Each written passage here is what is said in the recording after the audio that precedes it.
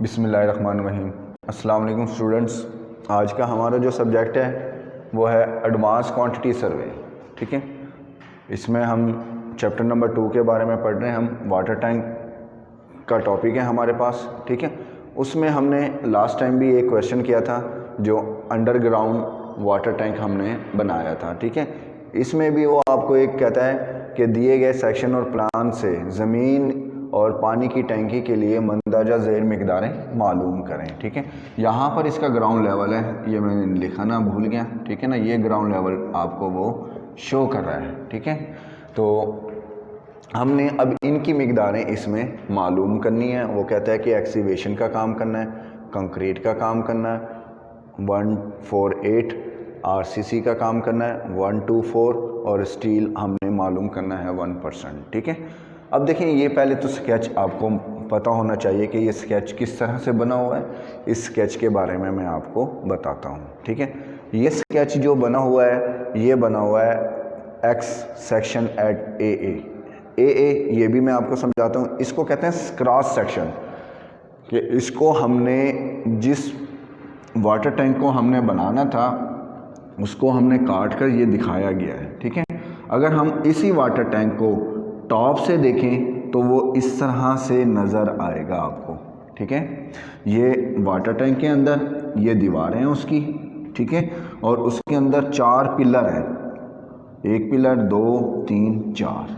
ठीक है, तो यहाँ पर वो आपको 2 नज़र आएंगे, क्योंकि इसके अगर इधर से देख रहे हो तो इसके पीछे ये छुप जाएगा, और अगर इधर से इसको देख रहे हो तो फिर ये छुप जाएगा आपका। ठीक है, तो हमें प्लान में उसके 4 पेयर्स नज़र आ रहे हैं, पिलर नज़र आ रहे हैं, लेकिन जब क्रॉस सेक्शन में देखते हैं तो 2 नज़र आएंगे आपको। ठीक हो गया, तो ये आपके पास 2 मेन होल हैं, एक यहाँ पर है और एक यहाँ पर है। अगर हम इसमें देखें ऊपर वाली स्लैब के अंदर तो उसमें भी 2 मेन होल हैं। वो आपको क्रॉस सेक्शन में 2 तो नज़र आ रहे हैं, लेकिन उसका प्लान नहीं नज़र आ रहा है। यहाँ पर लिखा हुआ है मेन होल 2 फुट, यानी कि लंबाई और चौड़ाई 2 फुट है। इधर भी उसका यही लिखा हुआ मेन होल 2 फुट, यानी कि इसकी लंबाई चौड़ाई 2 फुट है। ठीक है, तो ये क्रॉस सेक्शन बनाया, एक मेन होल इस साइड पर है उसका, एक मेन होल इस साइड पर है। आउटलेट और इनलेट पाइप आपको नज़र आ रहा है। ठीक हो गया, तो अब मैं इसी के बारे में दोबारा से बताता हूँ आपको।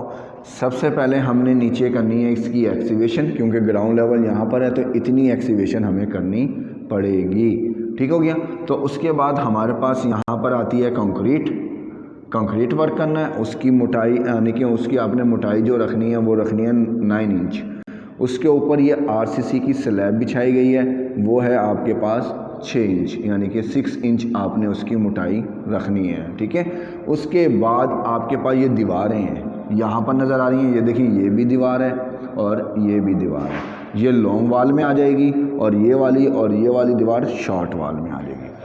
अंदर का साइज़ जो है वो वाटर टैंक का है 30 फुट, और यहाँ पर है आपके पास 20 फीट। ठीक है, लंबाई उसकी 30 है अंदर से, और उसकी चौड़ाई जो है वो आपके पास 20 है। ठीक है, तो अब उसमें आपको बताया कि ये जो आपके पास दीवार की मोटाई है वो 6 इंच है, ये लिखा हुआ है 6 इंच है, और अंदर से इसकी जो हाइट बनती है इन पिलरों की वो 6 फीट है। ठीक है, तो अब हमने इसके मुताबिक काम करना है। तो इसके मुताबिक काम करने के लिए हमारे पास इन दोनों चीज़ों को समझना ज़रूरी था। तो मैंने आपको बता दिया, आप इस चीज़ को देखेंगे तो आपको इस चीज़ की भी समझ आ जाएगी। ठीक हो गया, तो अब हमने इसी चीज़ में हमने इसको सवाल को हल करना है। तो सवाल हल करने के लिए हमारे पास टेबल का होना ज़रूरी है, और टेबल के लिए वही टेबल है जो हम पहले करते आए हैं। अब सबसे पहले तो हमें जो वाटर टैंक है उसका साइज़ इंटरनल पता है हमने इसको एक्सटर्नल बनाना है। एक्सटर्नल बनाने के लिए देखें, इसकी मोटाई दीवार की जो है ना आपके पास ये 6 इंच है, जो यहाँ लिखी है वो यहाँ पर है। ठीक है, तो इसका मतलब है यहाँ से भी दीवार की चौड़ाई जो है वो 6 इंच आपकी ऐड होगी, और यहाँ से भी, क्योंकि ये आपके पास है तो यहाँ से भी आपके पास ये 6 इंच ऐड होगी, क्योंकि चारों तरफ दीवारें हैं तो दीवारों की मोटाई 6 इंच है, और इधर भी आपके पास कितनी है 6 इंच है। ठीक है। अगर मैं यहाँ से लंबाई लेना चाहता हूँ, यहाँ से, ठीक है, अंदर की लंबाई कितनी है हमारे पास 30 फीट, ठीक है। अब हमें ये 6 इंच और इस 6 इंच को हम प्लस करेंगे तो ये बनता है 1 फीट।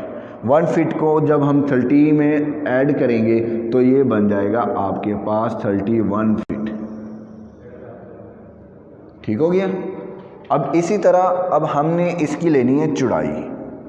अब 20 तो है, अंदर से अंदर तक 20 फीट की आपके पास चौड़ाई आ गई, ठीक है। अब 6 इंच की आपके पास दीवार ये है और 6 इंच की दीवार आपके पास ये, तो आपके पास वही 1 फुट बन गया। जब वो 1 फुट बनेगा तो यहाँ से नीचे तक का जो क्रॉस बनेगा वो 21 फुट आपके पास उसकी विड्थ बन जाएगी, ठीक हो गया।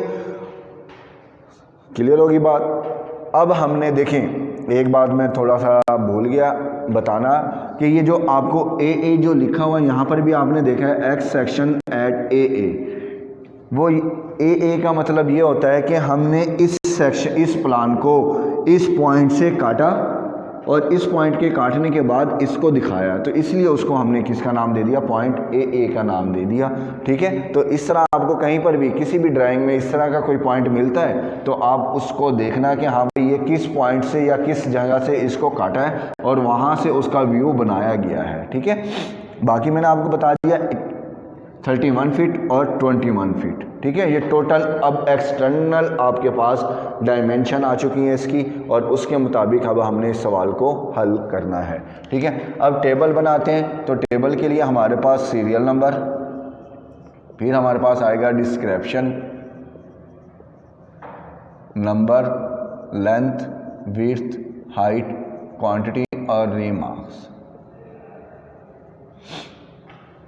सबसे पहले हमने काम करना है उसका एक्सीवेशन का।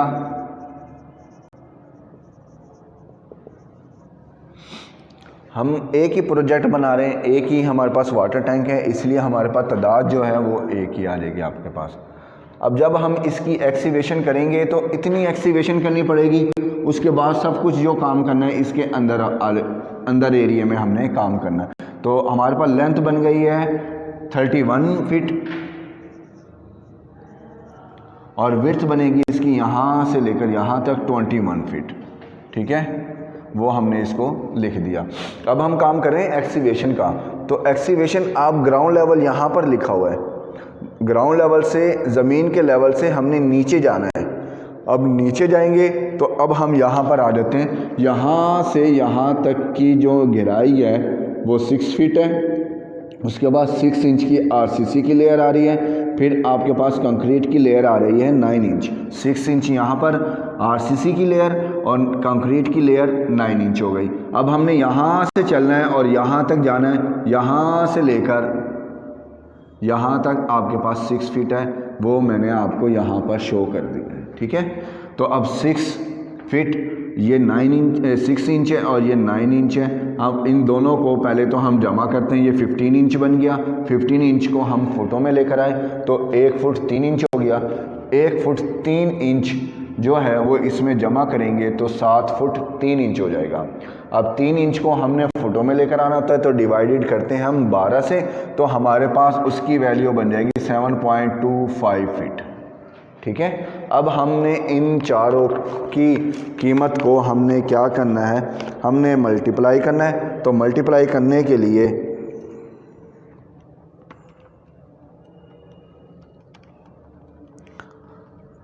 (31 multiply by 21 multiply by 7.25 multiply by 1), ठीक है। हमारे पास वैल्यू आ गई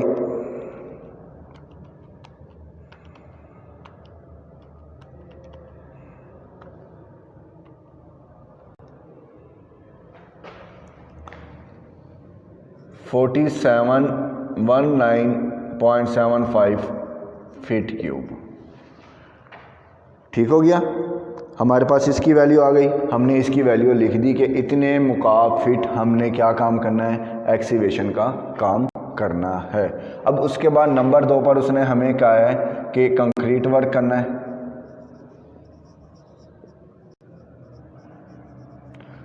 तादाद हमारे पास वही एक ही प्रोजेक्ट है हमारे पास, यानी कि एक ही वाटर टैंक बनाना है। अब उसके लिए अब एक्सीवेशन के बाद कंक्रीट वर्क करना। कंक्रीट वर्क यानी कि इसके पूरे एरिए के ऊपर हमने कंक्रीटिंग करनी है। इसका मतलब है हमने एक्सीवेशन के बाद एक पूरा का पूरा फर्श बनाना है, ठीक है। फर्श बनाना है, वो किसका बनाना है? कंक्रीट का बनाना है। अब फर्श बनाने के लिए भी लेंथ हमारे पास यही रहेगी, विड्थ भी हमारे पास यही रहेगी। अब उसकी कंक्रीट की हमने क्या लेनी है? हाइट लेनी है। वो हमारे पास कितना है? 9 इंच है, ठीक है। तो अब हमारे पास 31 उसकी लेंथ आ गई, 21 उसकी हमारे पास विड्थ आ गई और 0.75 इंच यानी कि 0.75 फीट जो है वो हमारे पास इसकी मोटाई आ गई, जो हमने यहाँ पर शो की हुई है, ठीक है। तो यहाँ पर अगर मैं यहाँ रेशो भी लिख दूँ 148 तो आपको पता लग जाना चाहिए कि हमने इसका काम किया है, ठीक है। अब इसकी हमने मल्टीप्लाई करना है ताकि हमें इसकी वैल्यू मालूम हो जाए। 488.25 फीट क्यूब। अब हमने ये काम कर चुके हैं, ठीक है। अब हमारे पास आता है काम RCC, ठीक है। नंबर 3 पर हमारे पास आता है RCC वर्क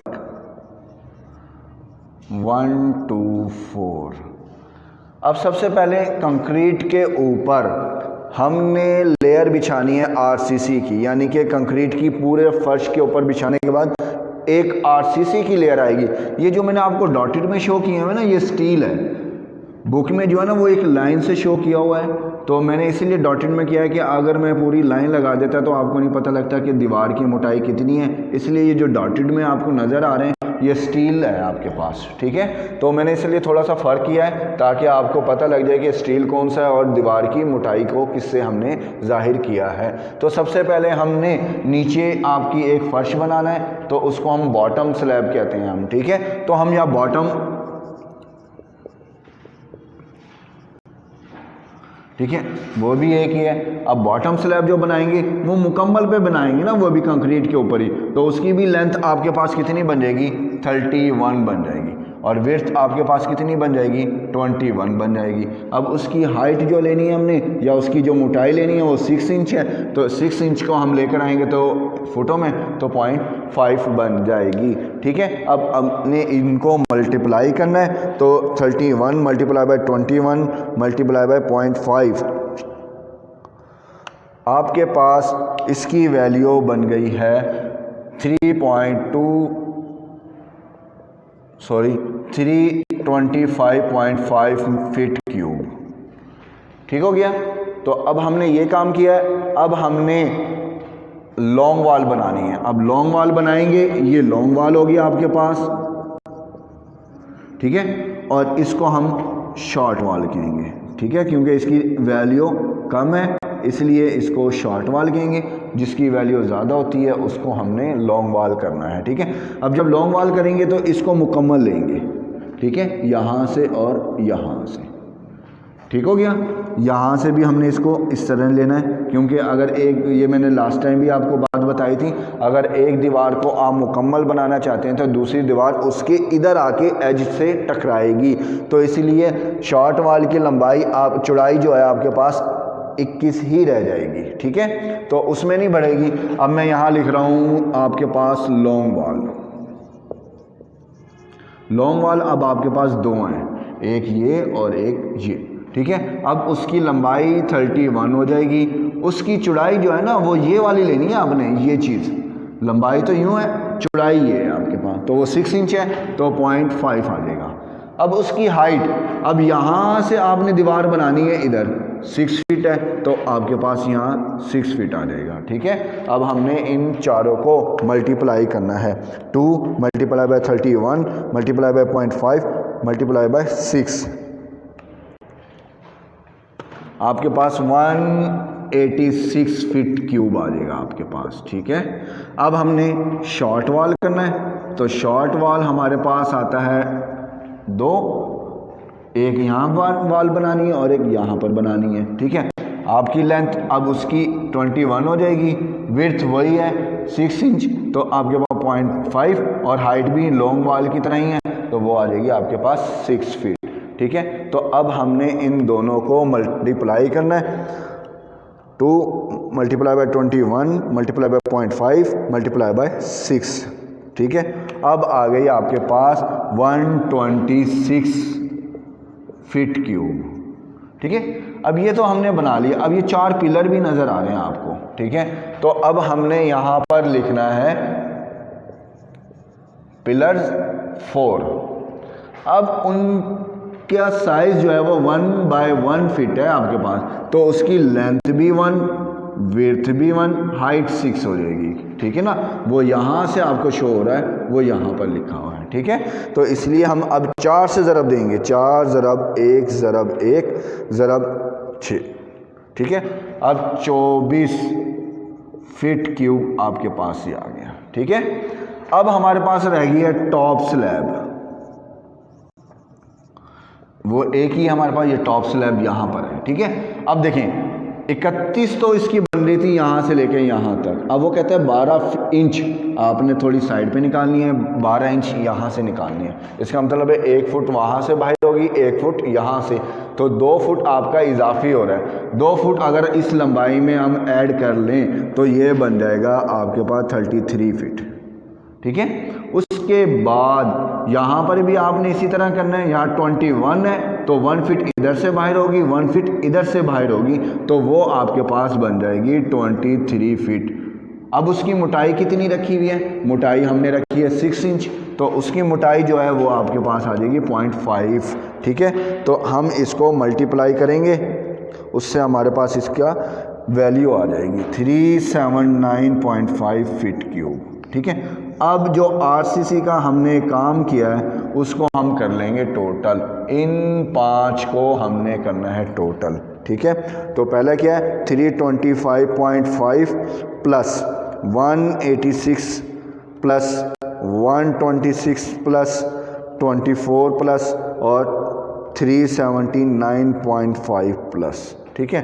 ये हो जाएगा 1041 फीट क्यूब। अब हमने इसमें से करना है डिडक्शन।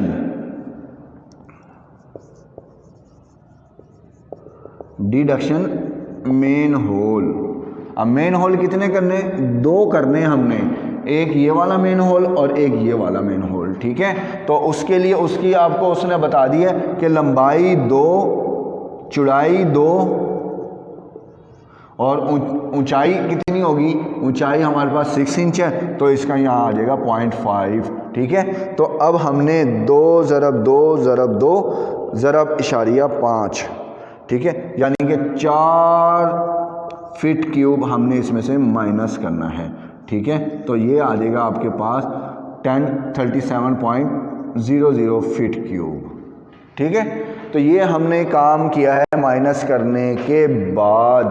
अब हमने इसके अंदर स्टील की कीमत मालूम करनी है, तो नंबर 4 पर हमने यहाँ पर लिखना है स्टील, आपने क्या है आरसीसी 1%, ठीक है। तो ये हमने इसमें 1% मालूम करना है। तो तरीक़ेकार वही है, आपको पता है कि परसेंटेज ख़त्म करने के लिए 100 से डिवाइड करते हैं, जो वैल्यू हमें दी गई है हम उसको लिख लेते हैं जो हमारे पास आरसीसी की है। अब ये फिटों में है, तो मैंने आपको बताया था कि फिट क्यूब में 1 फिट क्यूब के अंदर 490 पाउंड स्टील होता है। जब हम मार्केट से लेने जाते हैं वो तो किलोग्राम में मिलता है, लेकिन हम फुटों के निज़ाम में फुट में से पाउंड में हम उसकी कीमत को मालूम करेंगे, तो उसके लिए हमें 490 से उसको मल्टीप्लाई करना पड़ेगा। तो वैल्यू इसकी किलोग्राम में नहीं आएगी, इसकी वैल्यू आएगी आपके पास पाउंड में।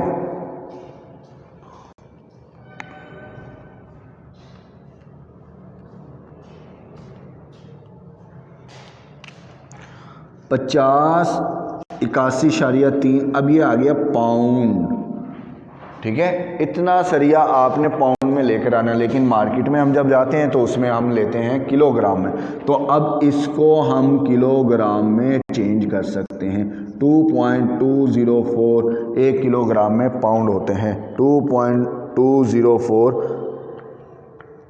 अब हम इसकी वैल्यू को मालूम कर सकते हैं। 2305.49 किलोग्राम, ये हमारे पास वैल्यू बन जाएगी उसकी। ठीक हो गया। तो इस तरीके से हम उसमें क्या मालूम कर सकते हैं, सरिये की कीमत मालूम कर सकते हैं। ठीक है।